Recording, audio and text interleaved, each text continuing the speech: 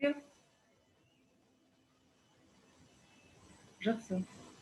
Осы рухани жаңғыру мақсатында рухани жаңғыру жалпы бағдарламалар берілген. Осы бағдарламаның аясында бізде ұлы тұлғаларымыз осы ыбырай алтынсарин ұлы ғалым педагог ретінде арнайы тәрбие сағаттары сіздерге қарастырылған. Осы тәрбие сағаттарын қазір жүргізу барысында жалпы сценарий құрастырылған. Осы сценарийде бүгінгі ыбырай алтынсариннің өмірі жайында ұлы ғалым педагог ретінде қарастырылатын қандай өмірбаянымен бірге сіздерге жалпы тарихы ыбырай алтынсариннің өмірі жолындағы қандай тарихы бар және ыбырай алтынсариннің қазақ әдебиеті саласындағы алатын орны жайында жалпы қазақ әдебиеті тарихындағы орны қандай орын алатынын сіздерге бүгін сөз қозғалады. Сіздермен осы жыл барысында жүргізген тәрбие жұмыстарының аясында көп тапсырмалар берілген болатын.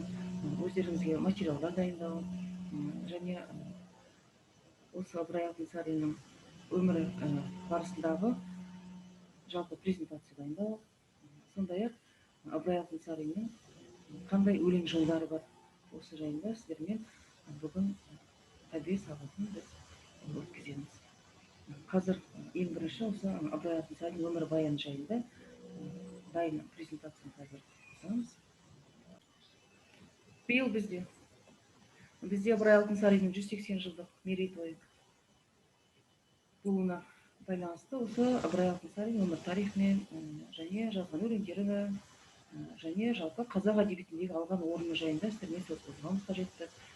Қазір сіздер дайындалған арнайы презентация бар. Жақсы, жалғастырсаңыз болады. Данияр. Ыбырай алтынсарин 1941 және 1980 жылдар аралығында өмір сүрген болатын. Яғни Ыбырай алтынсарин өмірбаянына келіп тоқталатын болсақ, Ыбырай алтынсарин туған жері Қостанай облысы Затобол ауданында дүниеге келген. Шын аты Ибрахим және атасы Балғожа болған. Мектепте ол алғаш татар тілінде оқиды, яғни одан кейін орыс тілінде аяқтайды. Мектепте 7 жылдық мектепте бітіреді. Яғни Ыбырай алтынсарин балаларға арнап мектептер ашады және қыздар үшін де арналған және мектептер ашқан болатын. Ыбырай алтынсарин отбасына келіп тоқталатын болса, Ыбырай алтынсарин жұбайы Айғаным, яғни оның балалары Абдулла, Абдрахман, Шарипа. Яғни Абдрахман мен Шарипа жас кезінде қайтыс болған болады. Және бірінші баласы Абдулланың Нағима атты қызы және Ыбырай алтынсариннің бір ғана жалғыз немересі ғана болған болатын. Яғни алтынсариннің қызметі мен өмірі туралы даталар, ол яғни 1850 жылы 1857 жылдар аралығында, яғни Орынборда орыс мектебінде оқиды. Одан кейін 1857-1864 жылдары, яғни Орынборда тілмаштық қызмет атқарған және 1879 жылы орыс әріптерін қазақ әліппесін аударған болатын. Ал 1880 жылы және 1889 жылдары ол оқу хрестоматияларын бастырып шығарған болатын. Және 1888 жылдары, яғни Ыбырай алтынсариннің және ұсынысы бойынша мұғалімдер мектебі ашылған болатын. Одан кейінгі жылы 1976 жылы, яғни Ыбырай алтынсариннің Арқалық қаласында мемориалдық педагогикалық мұражайы ашылған болатын.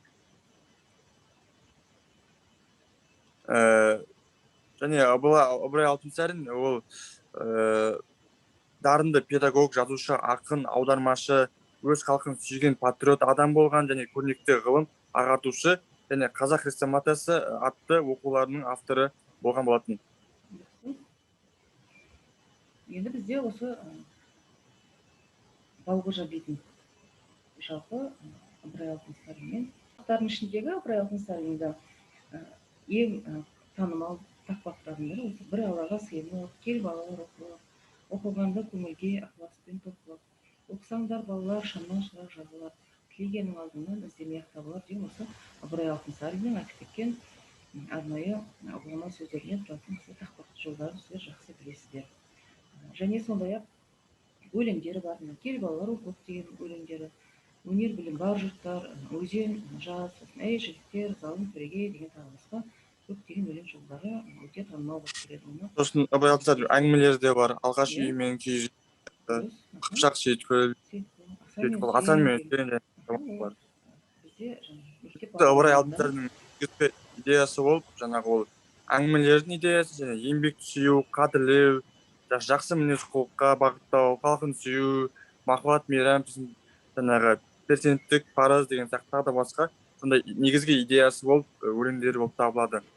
Яғни ол араз болып кедей болсаң ұрлықпенен, кете бар кесең болсаң шындықпенен, және қорек тал бейнеттен де тәңірім жәрдем сен жаңағы телміре бір адамға мұңдықпен үлгі алмаңыз азған елдің ішінен алыс алыс қашпаңыздар зияндасты кісіден жаңағы жақсыны көзден салмаңыздар жақсынан қапы қалмаңыздар деген сияқты өлеңдері жазылып кеткен болатын.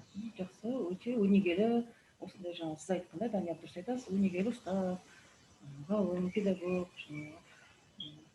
қайраткер дейтін болсақ, осы Ыбырай Алтынсаринға тән осы баламаларды атап кеткіміз келеді. Жақсы, қандай басқа шығармашылық жаңағы Ыбырай шығармаларының биік шыңы, яғни Ыбырай Алтынсариннің жемісті еңбек етіп едәуір жақсы шығармалар қалдырған саласының бірі ол проза жанры болады. Оның бай баласы мен жарды баласы Қыпшақ Сейітқұл киіз үй мен ағаш үй, надандық, Лұқпан хакім тағы басқа бірсыпыра шығармалары қоғамдық өмірдің әр алуан жақтарын суреттеуге арналған. Бұл еңбектерінде жазушы өз дәуірінің елеулі мәселелерін көтере отырып, еңбекші халқының қоғамдық санасын оятуды, тәрбиелеуді мақсат етеді. Бай баласы мен жарды баласы Ыбырай шығармаларының биік шыңы болып саналады. Жақсы, тамаша. Осындай шығармалардан кейін бізде осы Ыбырай аудармашы дегенде жалпы аударма жұмыстарымен де айналысқан білеміз. Жақсы, жалғастырайық қарайлы. Аудармашы ол көптеген өлеңдерді де аударып отырды. Мысалы, Крыловтың, Толстойдың, Паульсон, сондай-ақ Ушинскийдің әңгімелерін қазақ тіліне аударып отырды. Жақсы, осы Ыбырай Алтынсариннің жаңа аудармашы екенін атап кеттік. Жаңа басқа кітаптар берілген, жаңа Ушинскийдің, Паульсонның кітаптары берілген. Осы оқулықтарды аудару арқылы бізге көптеген өзінің үлгілі өнегелерін тастап кеткен Ыбырай Алтынсаринді біз айтуымызға болады. Жақсы. Сондай-ақ осы Ыбырай Алтынсаринді де драматург Ахымжан Ыбырай Алтынсарин деген пьеса жазған да, соны білесіздер. Дала қоңырау деген атты поэмалар жазған. Ол да жаңа бізге көбіне танымал екені атап кеткіміз келеді. Жақсы, басқа тағы қандай сіздердің осы Ыбырай Алтынсарин жайлы айтатын ойларыңыз бар? Ойларыңызды еске ортаға салып отырсаңыздар. Ыбырай Алтынсарин қандай нелер бар біздің Қазақстан Республикасындағы осы Ыбырай Алтынсариннің атағына, даңқына байланысты берген ескерткіш орнатылғандарын білесіздер да? Жақсы, Арайлым, жалғастыра қойыңыз. Ыбырай Алтынсаринға Қостанай қаласында ескерткіш орнатылды. Сондай-ақ оған республикадағы педагогика ғылыми зерттеу институты Ыбырай Алтынсарин есімімен аталады. Арайлым, бұл республикадағы педагогика ғылыми зерттеу институты қай жерде орналасқан білесіздер ме? Ыбырай Алтынсарин атындағы институт осы ғылым академиясында соның жанынан ашылған республикалық педагогика ғылыми зерттеу институты бар. Яғни Ыбырай Алтынсаринді жаңа өлең жолдарын білесіздер. Кел балалар оқысаңыз көңілге, ықыласпен тоқылып деген сияқты. Сосын бастауыш кластағы жаңа Данияр жалпысы атап кеттіңіз, өмірбаянында нелерді атаған Ыбырай Алтынсарин? Әліпбимен айналысқан. Қазақ әліппесіне осы өзінің үлесін қосу арқылы дамытқан. Сол үшін біз мектеп саласындағы бастауыш класстар, яғни 1-4 класстардың оқулықтардың көбісінде де осы Ыбырай Алтынсариннің жазған еңбектерімен байланыстыратын атап кетеміз. Сондықтан республикадағы педагогикалық ғылыми зерттеу институты бұл жалпы Арқалық қаласында. Арқалық қаласында бар екен. Сосын Ыбырай есімі берілген аудандарды білесіздер, жалпы ауылдарды білесіздер, оқу орындарының жағына көшелер, жердің атаулары Қазақстанның түкпір-түкпірінде бар екенін атайды. Бұл да біздің сіздермен бірге жас ұрпақтардың осындай біздің 180 жылдық тарихы бар деп отырмыз. Осындай 180 жасқа келген Ыбырай Алтынсариннің жаңағы өлмес еңбегі дейді ғой, жаңағы ғалымның хат өлмес, дарынның еңбегі өлмес деген осы дарынды тұлғамыздың жылдан жылға тарихтар бойы жалғасып келе жатқанын, біз осы Ыбырай Алтынсариннің жер атауларын, түрде кездесетін Қазақстандағы оқу орындары болсын, ауылды жерлер болсын бар екенін біз осылай жалғастырып қана өзіміздің осындай қазақтың арасында ірі тұлғаның бар екенін сіздермен бірге еске аламыз. Түсінікті ғой, да? Жақсы. Сондай-ақ осы есіммен байланысқаннан кейін осы жалпы қазақ әдебиетіндегі, қазақ әдеби тарихындағы қандай орындары бар екен? Томирис, өздеріңіздің ойларыңызды айтып кетіңіздер. Ыбырай Алтынсариннің ба? Иә. Жалпы Қостанай қаласында Ыбырай Алтынсаринға арналған ескерткіштер, сонымен қатар ең алдыңғы қатарлы мектептерінің бірі Ыбырай Алтынсаринға арналған интернат мектеп. Өзі Қостанай қаласынан болғандықтан сол жерде орналасқан. Жақсы, сондай көрнекті әдебиетшілер осы ғалым, мысалға Жұмалиев өзінің 18-19 ғасырларда қазақ әдебиеті деген ғылыми зерттеу еңбектерінде ғылым жолындағы адамдар кімдерді анықтайды? Осы қазақ әдебиетінің тарихында Ыбырай Алтынсарин өмірімен оның салған қандай еңбектері бар екенін байланыстырған. Сонда Европа мәдениетіне қол жеткен осы оқымысты кім екен? Халық ағартушылардың дәрежесіне көтерілген кімді атап кеткен? Ыбырай Алтынсаринді атаған. Сонда көрдіңіз ба, 180 жылға жаңа жасқа келіп отырған Ыбырай Алтынсарин 180 жыл бұрын осы Европа мәдениетінен жаңағы өзінің оқымысты екенін көрсетіп, осы Европаның мәдениетінен бізге жаңағы қазақтарға келіп тарату, жастарды тәрбиелеу деген сияқты. Оның ішіндегі Ыбырай Алтынсариннің өз халқының келешегі бізде жаңа бізден жастар біздерміз, бізден үміт күтіп үлкен осындай еңбектер жасаған біз біле білеміз. Осының ішіндегі еңбектері зерттелген ондаған ғалымдар ішіндегі докторлық диссертациялар, кандидаттық диссертациялар осы Ыбырай Алтынсариннің өмірі жайында, яғни қазақ әдебиетіндегі тарихындағы орны қандай екенде осы ғалымдардың үлесін атап кеткім келеді. Бұл да мынау біздегі ірі тұлғалардың Абай, Ыбырай, Жамбыл Жабаев осы тұлғаларды өмірлерін, тарихын зерттеу барысында да көп нелер қалдырған екен, еңбектер қалдырған екен. Жаңа дұрыс айттыңыз, Томирис осы Қостанай қаласындағы ағайын атап кетті, ескерткіш осы Ыбырай Алтынсаринға салынған ескерткіштің жалпы бейнесі. Бұл 2008 жылы түсірілген сурет, 7 декабрьде түсірілген. Жақсы, енді бүгін біздің қорытындылай келе сіздермен нені атап кетеміз болады? Осы біздің тұңғыш президентіміз, елбасымыз дейміз ғой, Нұрсұлтан Әбішұлы Назарбаевтың үндеуі арқылы осы Ыбырай Алтынсариннің жұмысы жастарды осы 3 тілді игеруге, соның ішінде қазақ, орыс, ағылшын тілдерін игеруге, сондай-ақ Ыбырай Алтынсариннің нағыз халықтың жазушы, өмір шындығы екенін, өз бойындағы қуатын халық мақсаты үшін аямай жұмсаған адал жанды азамат екенін біз сіздермен бірге қорытындылай кетуімізге болады. Сондай-ақ Ақылбек Шаяхметовтің өлеңдері бар да, Алтынсарин қазақтың жарық шамы, ойлағаны аяулы халық қамы, жап-жасыл жайқалатын жапырағы, Алтынсарин елімнің алтын бағы, Алтынсарин мазмұнды өмір әні, үлгі болып алдымнан жолығады, шырт ұйқыдан оятқан бабамызды Алтынсарин даланың қоңырау деген сияқты осындай арнайы тақталық жолдарын атап кеткен. Жақсы, келесі тақталық жолдарын оқып шықсаңыздар. Томирис, Алтынсарин ел үшін соққан жүрек, сезіп оның дүрсілін шаттанды көп. Қалың қардың жібіткен мұз денесін Алтынсарин аңқылдық алтын күрек. Енесі оның тобылдың жағасында, мүсіні тұр Қостанай қаласында.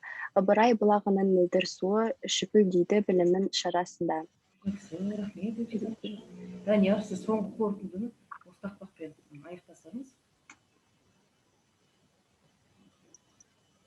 Сол сумен егін мал суарды. Данияр, микрофон. Ыбырай Алтынсарин, яғни ол сол келесі бір өлең тақпағы, яғни сол сумен егіп мал суардық, жыр жазып дала жайлы ән шығардық. Сол сумен қаталғаны шөлді басып, шығып тұр қазағымның дауысы анық. Сол судың мейірі қанып барлық халық, өмірден өз орнын тапқан анық.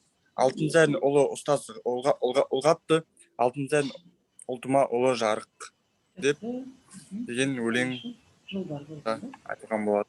Жақсы, бізде жалпы өздеріңіздің электрон нұсқаларыңыз бар, осы презентациялар барлықтарыңызға таратылады, сонда тақпақтар бірмезгіл оқылып, одан әрі Ыбырай Алтынсариннің қандай басқа еңбектері бар екенін қарап шықсаңыздар болады. Бізде осы ең соңғында қорытынды ретінде «Ей достарым» деген өлең бар.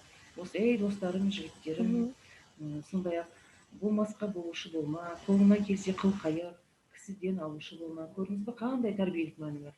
Жақсының жүзі жәндетті, бір керуен қанып етті, жаманның ісі міндетті, зар берсе алушы болма, жоғары қарап ол батпа, өзінің түсер қасына ақылсыз жанды досым деп басыңды қосып сұрайтпа деген осындай тақпақтардың жақсы мағыналы мәнге келтіреміз.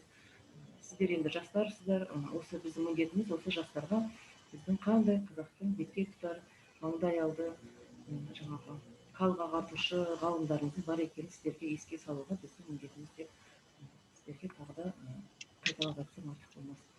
Сөз соңында осында сырты майда іші қан, ел ішінде жар жора, достарыңнан бір сақтанғанда мың сақтан деген осындай өлең жолдарын аяқтап, бүгінгі сіздермен бүгінгі арнайы осы тәрбие сағаттарын аяқтаймыз. Қатысқандарыңызға рахмет. Және осы әрдайым ірі тұлғаларды еске алып тұру кезінде атсалыстарыңыздар, осы тұлғалардың өмірбаянын бір рет еске салып, өздеріңіздің достарыңызға таратып жүрсеңіздер болады.